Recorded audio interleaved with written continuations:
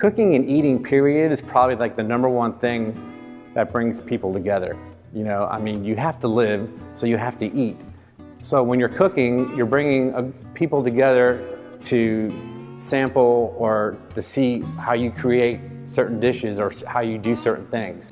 That is such a cool concept in itself, and just the fact of bringing people together that normally wouldn't be maybe together, like saying at my cooking classes or having a wine dinner, or people coming out to one of my restaurants that weren't really sure about what the food was going to taste like or what it was going to be like, and then me walking to a table or talking to someone and seeing them smile, or just watching them eat what I've made and just them shaking their heads going, yeah, that's good stuff. You know, I mean, that is like the ultimate goal and ultimate feeling of bringing people together, you know, like in a happy atmosphere, I guess.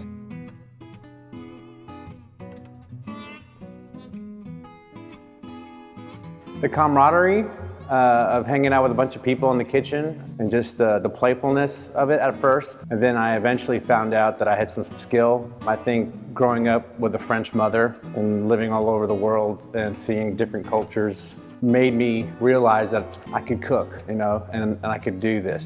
And so it always ended up being like a part-time job type deal, just to, you know, to make some money.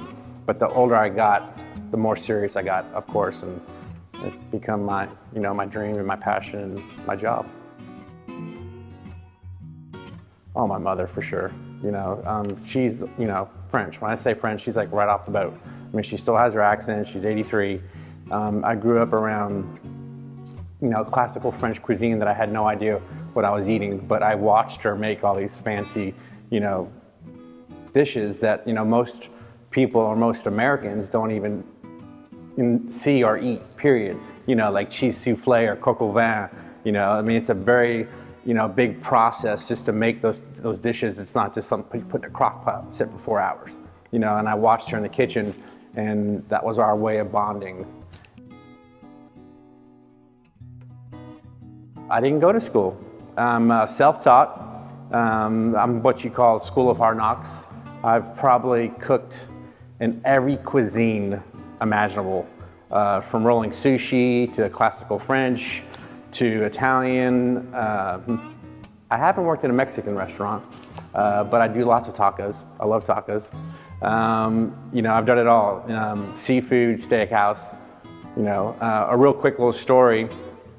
I was employed in North Carolina at a classical French restaurant, and I turned it into a steakhouse in 9 days.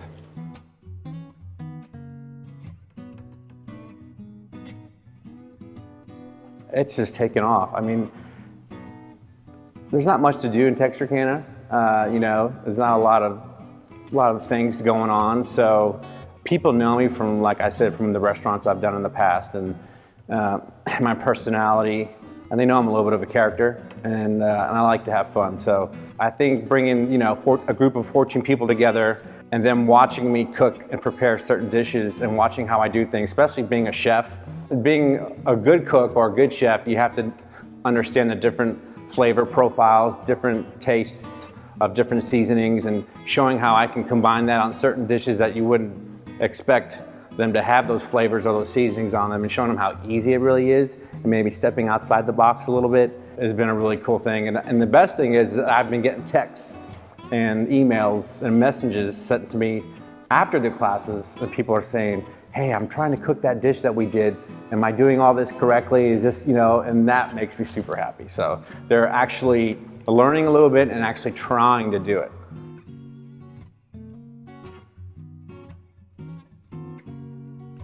Don't give up. There's good days and bad days. So becoming a chef and having that passion, I say go for it. You know, if you really want to be a chef and your dream is to do your own restaurant or work in a great restaurant or work underneath a really, you know, famous chef, just do it. I mean, life is short. You got to at least try it, you know? And if you don't like it and you're not into it after a couple years, try something else. Yeah.